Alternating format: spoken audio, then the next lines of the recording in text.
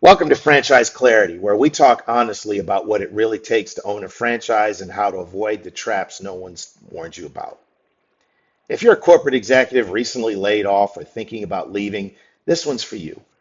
Today's topic, should you start your own business from scratch or buy a franchise? Let's get into it.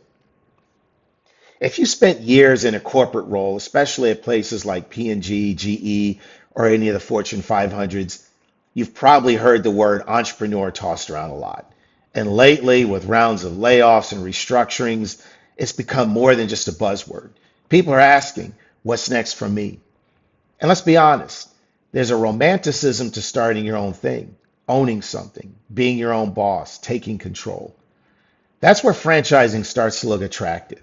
It gets pitched as the lower risk way to own your own business. You get a playbook, a brand, a system. But like anything else, both paths come with trade-offs. Entrepreneurship gets sold as freedom and creativity. But what that often means in the early days is this: long hours, wearing every hat, and figuring it all out yourself. You're building the plane while flying it. You need a website, branding, legal structure, payment systems, marketing strategy, and this is the big one, a way to find and keep customers. That trial and error phase, it can be expensive, time consuming, and confidence shaking. That's the value proposition of franchising. Supposedly, you're skipping that mess. You're buying a business in a box, systems, branding, training, support. But here's the thing. Let's compare both side by side, starting from scratch. You have complete freedom, but you also bear complete responsibility. You keep 100% of what you earn, but you may spend months, if not years, just trying to break even. You can pivot fast, but no one's there to help you course correct. The risk? It's all yours, but so is the upside. If it works, you own the brand, the customer relationship, and the growth potential. Buying a franchise? You're paying for a system, but that system may or may not work for your market. You get a brand, which can bring instant recognition, credibility, and even customer flow from day one. You'll get training and support if the franchisor delivers on their promises. You'll pay royalties and national marketing fees and be subject to non-competes and strict operating rules.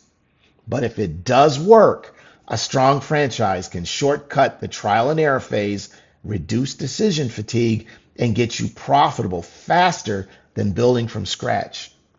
And here's a key point. When you start your own business and it doesn't work out, you're usually free to walk away and try something new.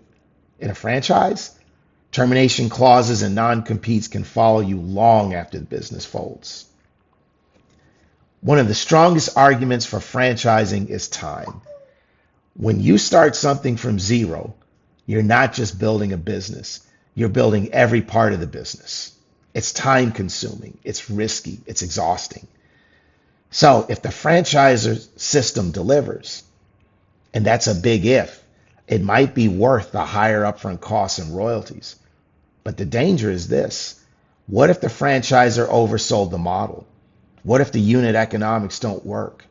What if the training and support amounts to a 3-day Zoom call and a Google Drive folder? I've seen it happen many times. People who were sold a dream ended up trapped in a bad contract with no viable business. There's no one size fits all. You've got to ask yourself a few honest questions. Do I want to build something of my own, even if it's messy and uncertain? Or would I rather execute someone else's playbook, even if that comes with strings attached? How much risk can I truly tolerate? What does success look like to me? Some of you are builders, some of you are operators. Neither one is better, but they're very different. If you're weighing these options right now, don't rush.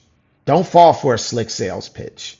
And don't assume that a franchise is safe just because it has a logo and a brochure. The best path is the one that aligns with who you are, what you're good at, and how much uncertainty you're willing to live with. And if you're trying to sort all this out, I'd be happy to talk. At Franchise Clarity, I don't sell franchises. I don't broker deals. I just help people make smart, fully informed decisions with eyes wide open. Thanks for listening. Until next time.